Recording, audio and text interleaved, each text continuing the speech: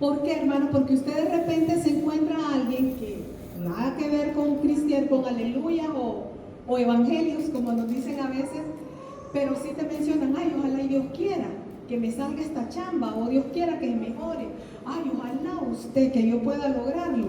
Entonces ahí nos damos cuenta que verdaderamente es la sociedad en general que también se interesa en de alguna manera en el tema del Evangelio de Jesucristo. El Evangelio, ¿qué es, hermanos? Es la vida y la obra de Jesucristo. El Evangelio, por favor, pongan atención, se me olvidó traer unos premios porque después iba a preguntar, pero creo que el tiempo no me va a dar. Pero bueno, si no, pues para la próxima. El Evangelio es la vida y obra de Jesucristo, hermanos. Eso es el Evangelio. Es poder de Dios, decía el pastor el domingo pasado.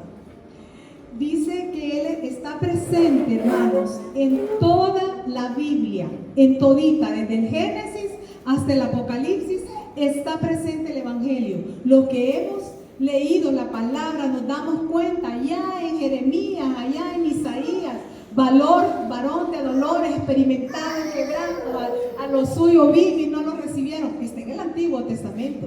Entonces el Evangelio está mencionado en el Antiguo Testamento como en el Nuevo Testamento, ¿verdad? En toda la Biblia, hermanos, está el Evangelio, ¿verdad? Y que constituye el punto central del cristianismo y es la base de la fe cristiana. Es el núcleo, hermanos. El Evangelio en realidad es el núcleo, ¿verdad? Es el punto central de la base de la fe cristiana. Pero, ¿qué significa realmente el Evangelio? ¿Qué significa? Pues yo soy muy fan, entre comillas, del famoso pastor John MacArthur. Me encantan los escritos de este pastor. De hecho, tiene una Biblia en traducción de parte del estudio que me gusta mucho. Y él dice que en uno de sus libros expone que el apóstol Pablo fue, ¿saben qué? El designado por Dios para defender el Evangelio de Jesucristo. Hermanita, si me ayuda con el libro de Filipenses 1:17, ya se lo digo, para que lo tengan listo. Dice MacArthur en uno de esos libros que expone sobre el apóstol Pablo, que él fue el designado por Dios para defender el Evangelio y para profundizar sobre el tema con mayor voluntad y firmeza. Aleluya, ¿verdad? Lo que hace que tengamos una comprensión clara y extensa sobre el verdadero significado del Evangelio. Y esto en este libro de Filipenses 1:17, la hermanita Mary. Amén. Dice, pero nosotros por amor, sabiendo que estoy puesto para la defensa del Evangelio. Se fijan, está ratificado, ¿verdad? Y dice Pablo escribe Filipenses, ¿verdad? Y él dice que él está puesto para la defensa del Evangelio, aleluya. Dice que él con una voluntad y una firmeza. Recuérdense que Pablo era un militar, era un abogado, era un políglota, era un fariseo, etcétera, etcétera. Y era un convencido, ¿verdad? Imagínense todas las características de privilegio que tenía este varón. En las 3 epístolas que escribió el apóstol Pablo, se instruye a los creyentes de forma vasta e íntegra que el Evangelio se fundamenta ¿en qué? En la persona y en la obra de Cristo. Esa es la de 13 epístolas, hermanos. Ya saben ustedes que Pablo escribió 13 epístolas, ¿verdad? Y en esas 13 epístolas, a lo largo de Gálatas, de Efesios, de Tesalonicenses, él siempre hace referencia y nos instruye, ¿verdad? En bastante, con punto y coma, vaya, que este evangelio se fundamenta en la persona de Cristo y en su obra redentora, quien a través de su vida, muerte y resurrección ofrece salvación y reconciliación con Dios a toda la humanidad. Conocerle a Él es conocer el Evangelio. Amén. Amén. Perdónenme si yo no estoy tan alborotada, porque no puedo. Dice aquí que de todos los apóstoles, Pablo era el más decidido en guardar la pureza, la precisión y la claridad del mensaje del Evangelio. Cristo lo designó de modo único para este propósito, para la defensa y confirmación del Evangelio, y él aceptó, hermanos, él aceptó ese papel como una tarea personal otorgada de lo alto, desde arriba. Me imagino yo a Dios buscando ahí, si hay alguno, Pablo, este es el que yo voy a poner, a él voy a ponerlo, a defenderlo, con uñas, con garras, con conocimiento. Para eso lo llenó de requisitos, ¿verdad? De muchas facultades. En esta meditación voy a exponer el significado, hermanos, y en los elementos del Evangelio, su fundamento bíblico y su impacto en la humanidad, basado en los 4 evangelios y las epístolas del apóstol Pablo en el Nuevo Testamento. Asimismo, voy a tratar de explicar a lo largo cómo el Evangelio ha ido transformando vidas, la mía principalmente, sociedades y culturas, evidenciando su poder, y de que es el único, hermanos, el único que transforma el corazón humano. Amén. Amén, hermanos. Si no conocemos el Evangelio, no podemos ser transformados, hermanos. Es el único que transforma el corazón humano. Vamos a definir el Evangelio de Jesucristo. El Evangelio es un mensaje acerca de cómo hemos sido rescatados del peligro.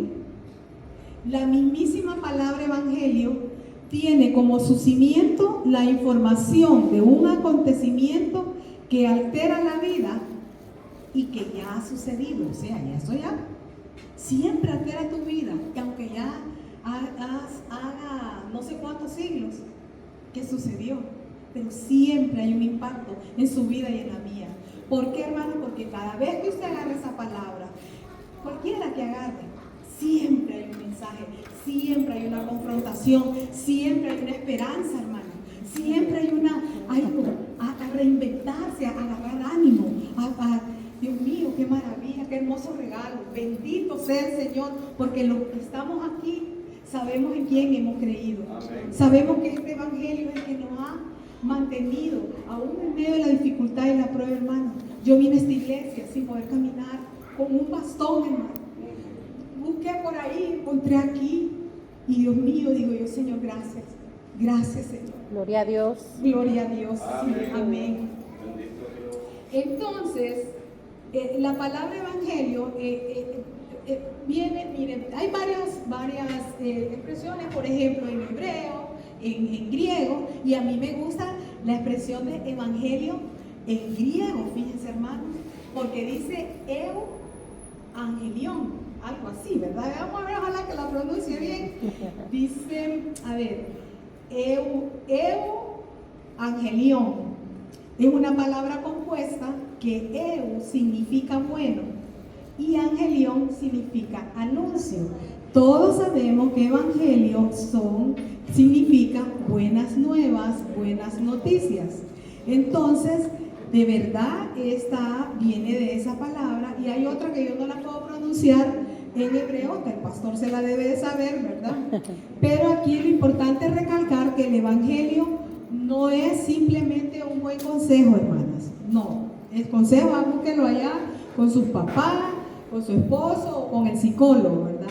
Es un estilo de vida, hermanos. El evangelio es un estilo de vida. O una teoría humana tampoco, ni tampoco es un relato legendario, que es que fíjate que miraban allá cuando los griegos que bajaron allá a Corintios, que en aquel mejengue que había en Corintios, y no, hermano. No es eso, hermanos. Se trata de buenas noticias anticipadas, como les dije al inicio, por los profetas en el Antiguo Testamento y autenticadas por los apóstoles en el Nuevo Testamento, como una manifestación de poder y un regalo de Dios para nosotros. Amén. Gloria a Dios. Gloria a Dios. Estas buenas noticias son para todas las personas, para todas, sin excepción. Amén. Nosotros lo sabemos, porque cuando salimos a evangelizar siempre decimos, no se preocupe. Si usted ayer era bolo, no se preocupe. Si usted era mañoso, no se preocupe. El Señor transforma, como dije anteriormente, la vida, ¿verdad? Dice, estas buenas noticias son para todas las personas y ofrecen salvación, la cual se recibe por gracia y no por obras ni esfuerzo humano. Efesios 2, 8 y 9. 8 y 9, gloria a Dios. Porque por gracia sois salvos, por medio de la fe. En esto, no de vosotros, pues es don de Dios. No por obras, para que nadie se envíe. Amén, ¿verdad? Nosotros hemos leído esta palabra cualquier cantidad de veces. El pastor ha predicado sobre ellos, los hermanos en sus estudios de casa también, me imagino, ¿verdad? Sabemos que nuestra salvación, hermanos, es por gracia, porque no hay digno ni uno solo, dice por ahí la palabra también, ¿verdad? Entonces, qué maravilla, hermanos. El Evangelio es una declaración acerca de la obra expiatoria de Cristo, donde los pecados de los creyentes se le imputaron a Jesucristo, ¿verdad? Aleluya, aleluya. Estas noticias, dice aquí, que son para todas las personas y ofrecen salvación, vuelvo y lo repito, la cual se recibe por gracia y no por obra ni por esfuerzo humano. Ustedes pueden ir caminando de rodillas de aquí a su yapa, hermano, y no se preocupe que ahí no resuelve nada. Usted, hermanito lindo, usted puede estar cualquier tiempo sin ingerir en ayuno, pero no es eso, hermano. No es eso. El Evangelio dice que nosotros somos salvos por gracia, por misericordia. ¡Ay, qué bello, qué lindo! Mire, he leído esto como 5 veces y nunca me deja de gustar. Gracias a Dios. Dice que el Evangelio, vuelvo y repito, es una declaración acerca de la obra expiatoria de Cristo, donde los pecados de los creyentes se le imputan a Jesucristo. Él pagó el castigo total a fin de que los creyentes restablezcan su relación con Dios mediante la fe con Cristo. ¿En cómo? ¿Cuál es la jugada ahí? La jugada es el arrepentimiento, hermano. Es un corazón contrito y humillado delante de Él. Ese es el requisito, hermano. Para llegar allí, mostrarse, gemir en su presencia. Y como dice ahí en el segundo libro de Corintios, que somos vasos de barro. Porque este tesoro que tenemos dice que está en vasos de barro. Porque es tan frágil, ¿verdad? Entonces, decimos ahí, también tenemos en el segundo libro de Corintios, hermano, hermanita 5:21.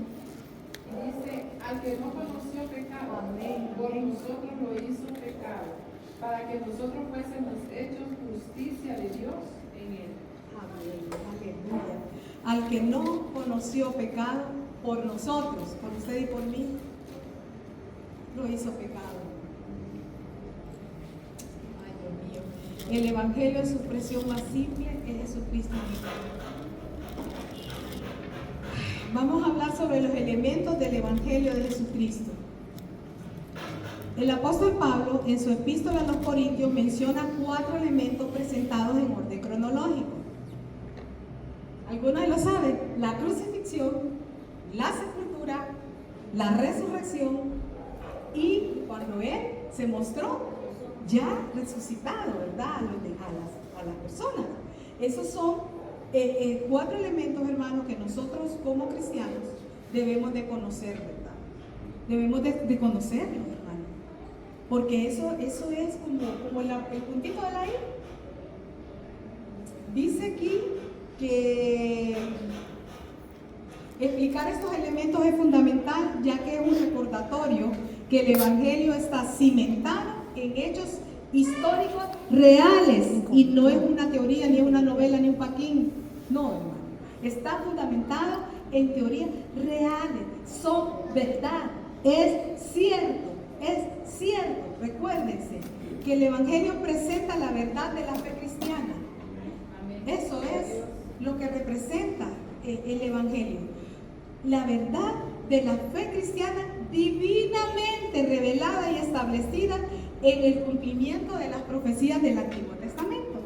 Que ya les dije que venían aquellos, ya venía Jeremías, Ezequiel, Daniel, todos venían hablando del Mesías, ¿verdad? Todos nos venían ya poniéndonos en aviso que venía Jesucristo, ¿verdad? Aleluya. Su autenticidad está respaldada por una abundante evidencia irrefutable que abarca desde una serie de acontecimientos históricos públicos hasta fíjense bien, hermanos, hasta la evidencia científica y biológica que a la fecha resulta imposible de haber sido orquestada por un ser humano. Esta evidencia ha sido corroborada por numerosos especialistas y estudiosos en diversas disciplinas. ¿Por qué en diversas disciplinas? Porque hay uno que sí, que el agua que se hizo sangre, que no sé qué. Ustedes han leído y han escuchado tantas cosas que los científicos han querido cuestionar, entre comillas, la evidencia de lo que sucedió, ¿verdad? En estos hechos históricos reales, lo que refuerza la veracidad y trascendencia de los hechos descritos en la Biblia. Vamos a hablar sobre la crucifixión, y voy rápido porque no quiero que me agarre el tiempo. Dijimos, ¿verdad?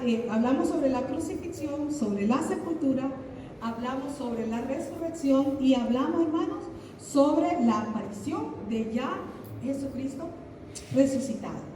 Jesús murió por los pecados de la humanidad y soportó en la cruz la condenación que todo ser humano merece por ser pecador.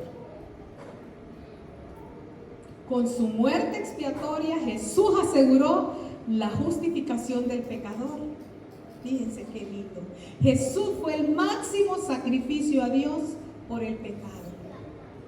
A pesar de haber llevado una vida perfecta, obedeció plenamente la voluntad divina y cumplió con el propósito establecido por Dios. Su sacrificio fue único y definitivo, un acto redentor que, según la Biblia, se hizo una sola vez y para siempre. Amén. Amén. La historia de la crucifixión de Cristo no es una fábula astutamente ideada o una historia con una moraleja instructiva. Cristo en verdad murió, y todos lo sabemos, ¿verdad, hermano? Y todos los que fueron testigos de su muerte, tanto amigos como enemigos. Acuérdense que allá andaban de todo, que se andaban peleando el mal, que pongámosle esto, habían amigos y habían enemigos, ¿verdad? A todos ellos afirmaron este hecho. No hay ningún testigo ocular de la crucifixión que sugiriese jamás que él sobrevivió a este sufrimiento. Santo Padre, Santo Padre, Santo Señor. Realmente no sé si me estoy explicando, no sé, hermano, porque es fuerte para mí pensar en este tiempo de que Jesús iba ahí, y no es por el dolor, hermano, no es por el dolor de los azotes, no es por el dolor del peso de la cruz, no, hermanos, es porque era un mandato de Dios Padre, era una decisión que Dios Padre tomó y voy a mandar a mi hijo. Éramos tan tremendamente, seguimos tan tremendamente duros, que yo me imagino Dios ya no iba a hacer con nosotros. Entonces dice que Él cogió forma de hombre y bajó aquí. Y bueno, Él hizo sus cuestiones. Voy a tener que sacrificarme por esta gente dura. Somos criaturas de Dios. Él nos creó. Y Él nos amó primero, dice la palabra. Y nosotros salimos, ¿verdad? Con una pata más larga que la otra, hermano. Salimos tremendamente informales, malagradecidos, y es característica. Es tan fuerte esta palabra, hermano, que la Biblia lo dice, ¿verdad? Que el Señor te dice ahí en su palabra, sobre todas las cosas, sea agradecido. Porque Él sabe que no lo somos. Bien poquito nos dura la gratitud, hermanos. Bien poquito. Él no merecía eso, hermano. Él no lo merecía, hermano. Lo hizo por usted y por mí. Amén. Entonces yo digo, bueno, aquí leemos a cada rato ahora en las redes, gente que le arrancan las uñas, que le arrancan los ojos. No era el dolor físico, hermanos, era la humillación de pasar, como decía la hermana Conchita, ese proceso inmerecido, hermano. Realmente a mí me toca mi corazón cuando pienso que Él, en obediencia, ¿verdad? En obediencia al Padre, aceptó. Y cuando Él manifestó, tetelestai, consumado es, todo el sacrificio, el dolor, la humillación, el desprecio, en esa cruz, en ese caminar, Jesús, yo digo, de verdad me conmueve, más que los azotes, hermano, más que los azotes. Si nosotros por naturaleza nos resentimos porque es que la hermana Helen me dijo que era gorda, entonces yo me resentí. No, hermano, Jesús es serio. El dolor, el sufrimiento por usted y por mí realmente es doloroso, es conmovedor. Vamos a la parte de la resurrección, hermano. El entierro de Cristo no marcó el final de la historia, aleluya, sino que dio paso a su resurrección física. Entre todas las verdades que afirma el cristianismo, ninguna es más esencial para nuestra fe que la resurrección literal y corporal de Jesús, ya que constituye el eje central sobre el cual giran todas las verdades bíblicas, representando la culminación y el cumplimiento de cada promesa revelada en las Escrituras. Amén. La resurrección es el sello de aprobación de Dios en esa obra expiatoria de Cristo. En la cruz, junto, antes de inclinar su cabeza y entregar su espíritu, Jesús dijo, consumado es. Amén. En la resurrección, Dios Padre añadió que, amén. Eso añadió el Señor, Dios Padre. Y continúa y confirma que es la prueba definitiva de la verdad del Evangelio. La aparición de Cristo resucitado. ¿Cuántos se acuerdan a quién fue el primerito que le apareció Jesús? A Cefas, hermano. A Cefas.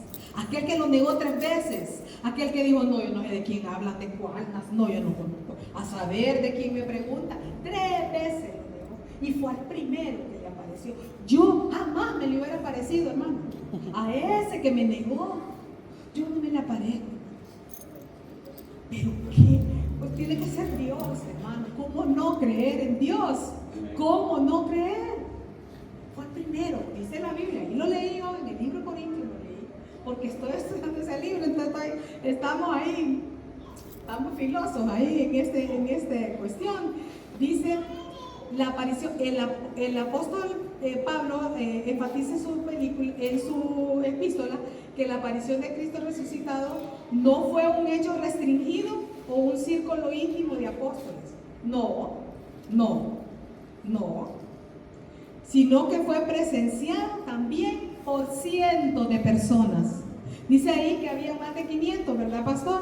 Ya me imagino yo que ellos hablando, vos viste, y Jesús allá, y que se levantó y no está en la tumba, y todos chismoseando, no había ni terminado de pasar, cuando ya estaban aquellos 500 en el chismorreo, ¿verdad?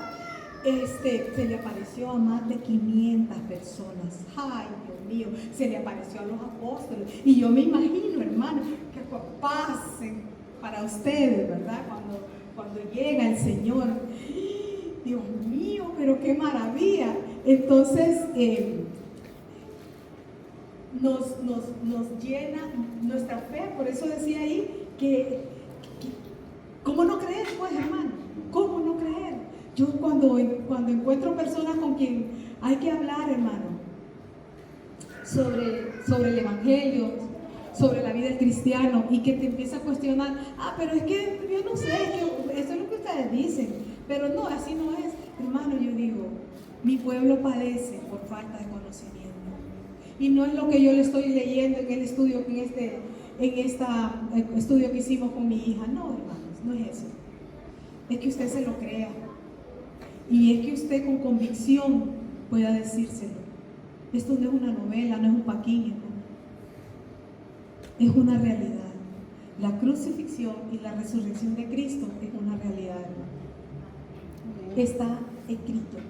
Lo vieron. Es que mire, si solo lo hubiera visto la hermanita Helen Bayer, pero lo vieron todo. Lo vio Pedro, lo vieron aquellas 500 gente, le vieron los apóstoles, hermanos. ¿Ya?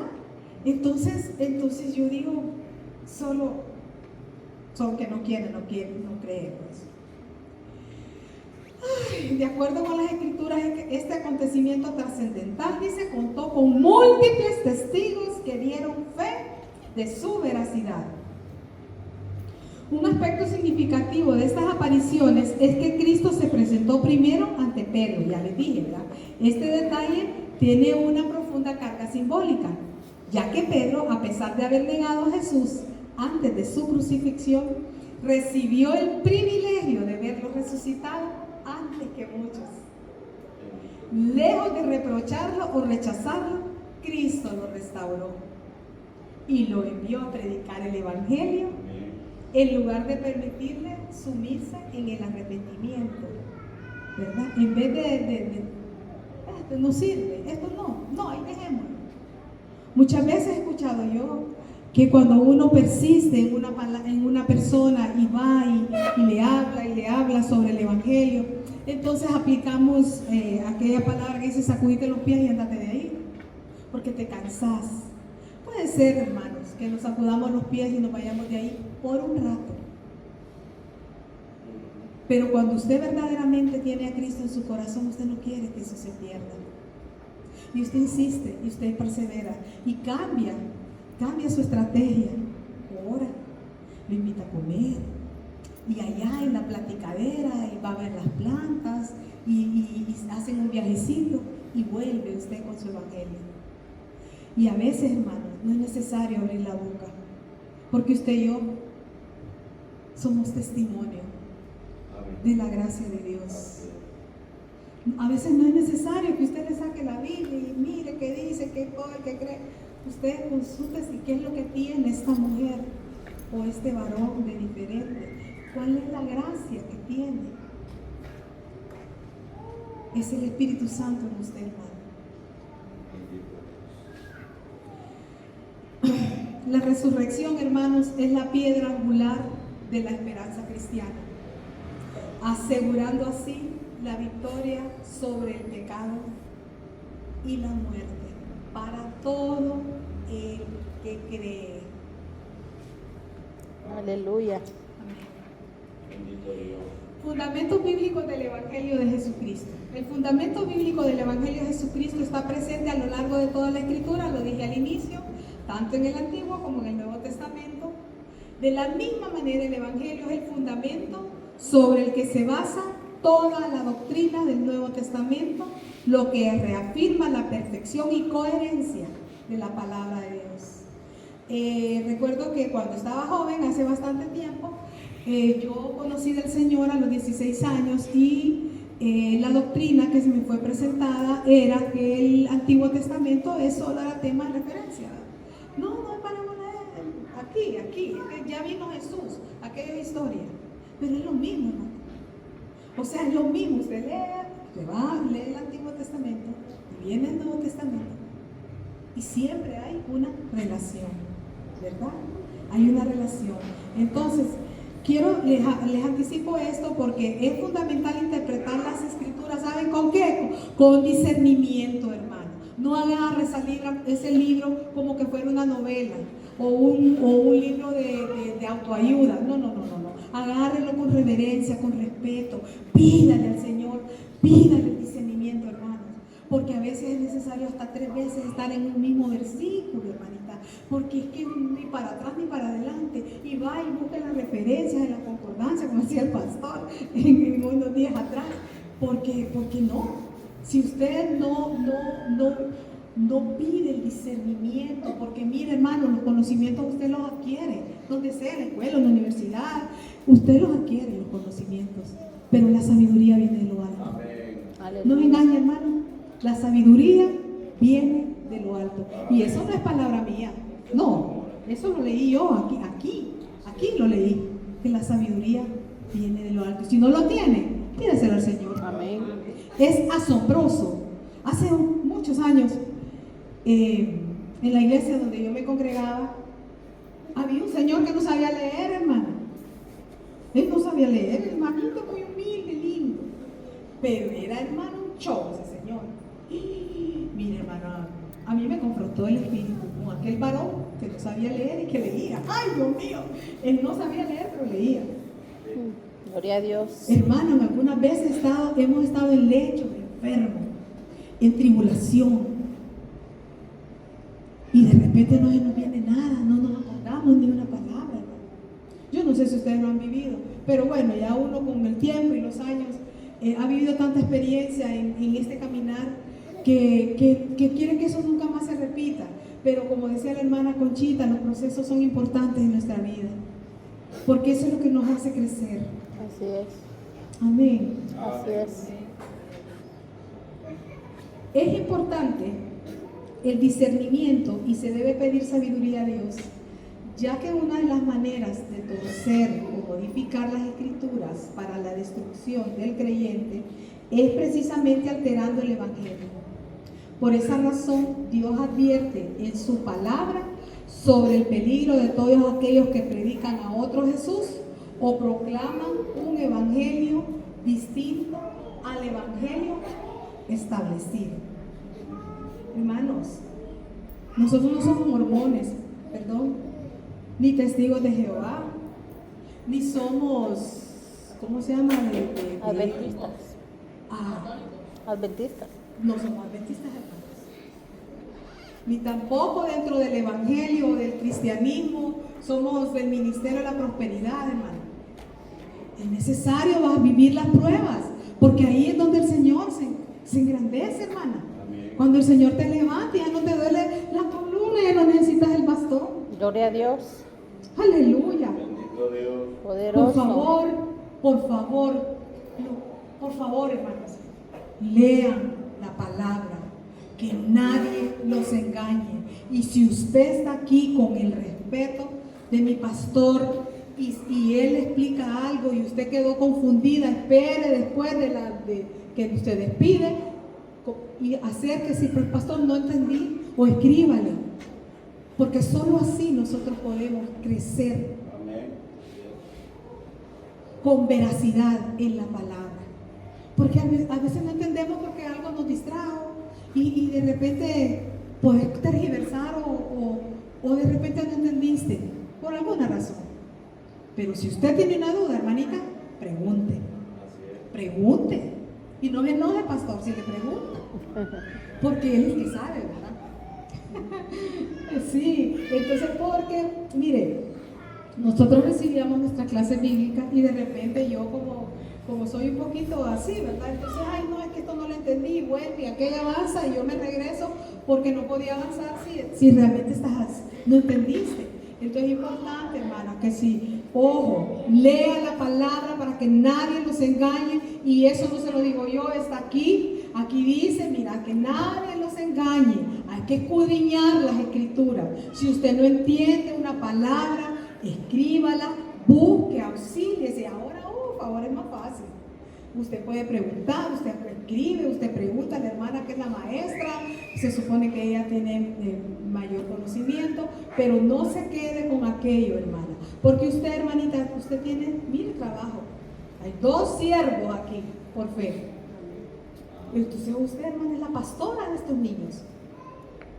Entonces, que yo me acuerdo que yo me ponía con mi hija mayor a estudiar la palabra en el comedor y me decía, me hacía unas preguntas, hermano, que yo ni sabía qué contestarle. Pero yo venía y me buscaba y decía, aquí tiene que haber. Cuando yo empezaba a contar que la Biblia hablaba de educación, de buenos modales, de ingeniería, de arquitectura, de medicina. ¿Y dónde está eso, mami?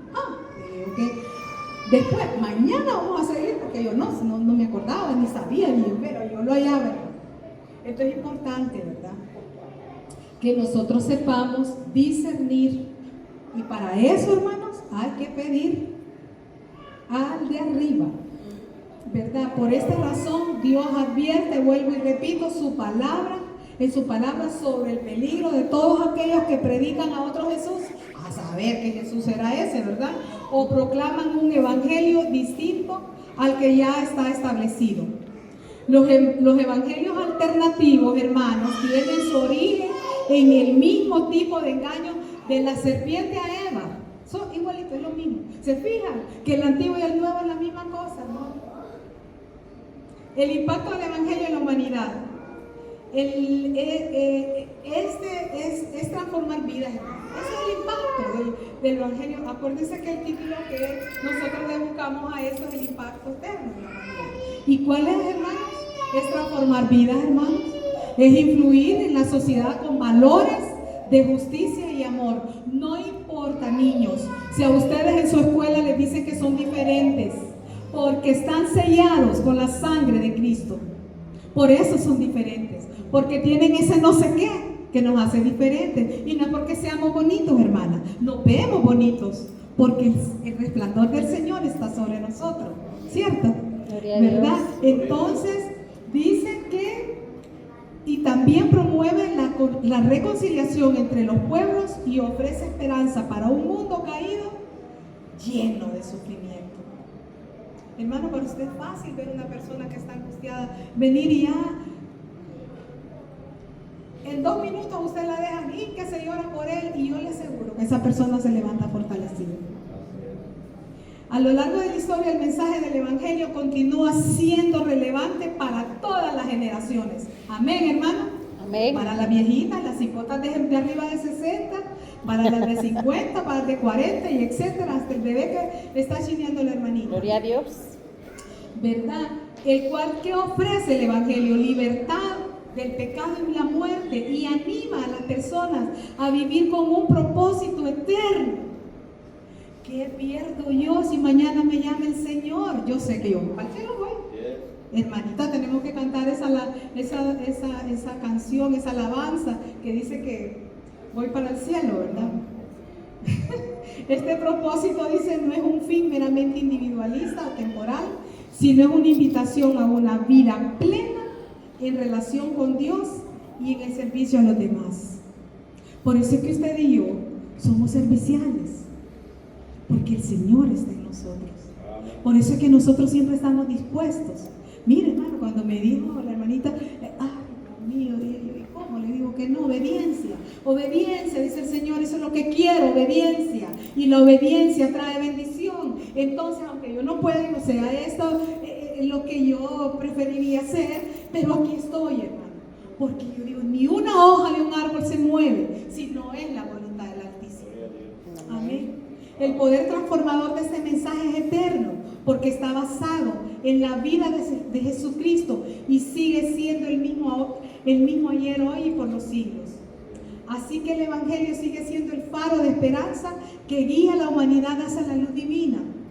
El faro, hermana, allá, acuérdense de allá en mi pueblo, en Trujillo, donde se pone aquel farol y la luz y los barcos ahí se guían por eso. Eso es el Evangelio, hermano. Ese faro, ¿verdad? De luz, de esperanza que guía a la humanidad a una luz divina, hermanos. Un mensaje que jamás pierde su relevancia y cuya verdad trasciende todo contexto cultural, temporal y geográfico. Y para concluir, gracias a Dios por el tiempo, nos resulta comprender que Jesús no fue víctima de nadie, ni de nada, pues vino a la tierra con el propósito específico de morir para quitar su pecado y el mío. Amén, hermano. Amén. Su crucifixión fue una demostración vívida de su autoridad sobre las circunstancias y sobre el cumplimiento del plan predestinado. ¿Por quién? Por Dios Padre. La muerte de Jesús, hermanos, fue un acto de obediencia absoluta al Padre, que siguió una cronología divina en la que cada detalle de los acontecimientos fue guiado por la soberanía de Dios. Me refiero a Dios Padre. En el preciso momento en que Jesús dijo, tetelestai, consumado es, proclamó su victoria con un grito de triunfo. La obra de redención se completó y con ello se libró del pecado al mundo, para luego resucitar y de esa manera sellar su glorioso triunfo en la cruz. Este es el evangelio que el Señor envía a proclamar. Jesucristo, quien es Dios encarnado, se humilló a sí mismo al morir por nosotros, convirtiéndose en el sacrificio sin pecado, que pagó el precio de nuestra culpa para otorgarnos por pura misericordia y sin reservas vida eterna a todos los pecadores que se entreguen a Él en fe y arrepentimiento. El mensaje del Evangelio comunica amor, esperanza, la pureza, la gracia de Dios. Es el mensaje más digno bajo el cielo, pues perdurará cuando todas las cosas desaparezcan y será la consolación eterna entre los siglos interminables. Amén. Espero, hermanos, que yo el próximo jueves voy a traer algunas copias de esto, porque mire, de verdad fue bonito prepararlo, fue bonito estudiarlo, fue bonito reflexionarlo, y quizás no lo he hecho de la mejor manera, pero como lo entiendo también, hermano, quise compartirlo con ustedes para ese fin. Que el Señor bendiga su palabra. Padre, en esta noche te doy gracias, Señor. Padre, gracias. Gracias, Señor, porque sabemos en quién hemos creído, Señor. Porque sabemos que en ti, Jesucristo, hay esperanza. Amén. Porque como tú lo mencionaste, consumado es. Hoy somos libres de pecado y de muerte, Señor. Así es. Hoy hay esperanza en nuestros corazones, Señor. Hoy sabemos, Señor, y reconocemos que lejos de ti no somos nada, Dios. Gracias, Señor. Gracias, Señor. Porque podemos decir, Señor, que somos ovejas de tu redil, Señor. Tal vez imperfectas, Señor, pero en eso estamos tratando, Señor, de ser redimidos, Señor, junto contigo, Padre. Hay esperanza en nuestro corazón, Señor. Hay esperanza, Señor, que un día te veremos cara a cara, Señor. Gracias. Aleluya. Oh, Señor, bendito seas, Padre. Por favor, te ruego que tú acomodes lo espiritual a lo espiritual en esta noche, Señor. Y que quede en mis hermanos, Señor, esta pequeña reflexión, Señor. En el nombre de Jesús. Padre Santo, para que nosotros sepamos y confirmemos que el Evangelio eres tú, es poder de Dios. Aleluya. Aleluya. Que el Evangelio, Señor, es tu vida. Así es. Y es lo que nos llena de esperanza, Sí. Señor. Gracias, Padre. En Gracias. el nombre de Jesús. Amén. Gloria a Dios. Amén.